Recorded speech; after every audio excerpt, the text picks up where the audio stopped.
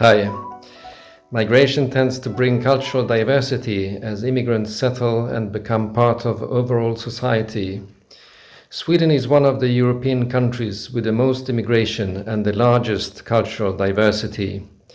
Interestingly, Sweden is also the most tolerant country in relation to cultural diversity in Europe and in the context of the Mediterranean region.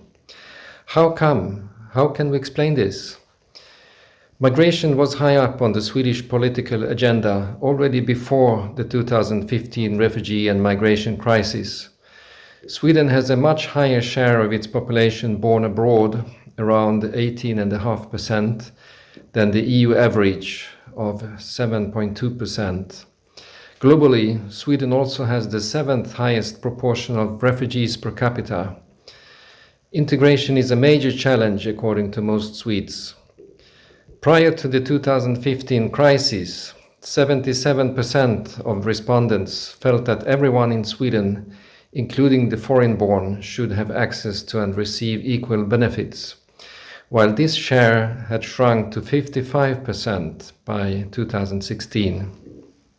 In contrast, the Anna Lindh Foundation Intercultural Trends Report recently found that Sweden scored the highest, 81%, regarding that respondents did not mind at all if one of their close relatives were to marry someone from a different cultural background. This brings us to the concept of trust. Perspectives differ with regard to the impact of immigration on trust. One view is the so-called contact hypothesis, whereby more diversity brings more interethnic contacts and then more tolerance. The opposite view, the conflict theory, holds that the more diverse a society becomes, the more people tend to look inwards towards their in-groups. Therefore, we need to acknowledge that there is a large variation also in Sweden between so-called high trusters, medium trusters, and low trusters. Since the mid-1990s, a majority of Swedes have been identified as high trusters. The share of low trusters has, however, increased over the years and measured its highest at 12%.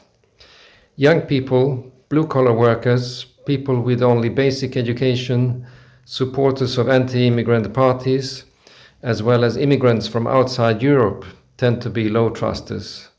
In contrast, white-collar workers, the university-educated, and those enjoying good health score as high as 71% among high trusters. In light of these figures, it is important to further explore how high trust can be maintained across various social strata in societies as cultural diversity increases. This appears as equally important across Europe and the Mediterranean region. Thanks.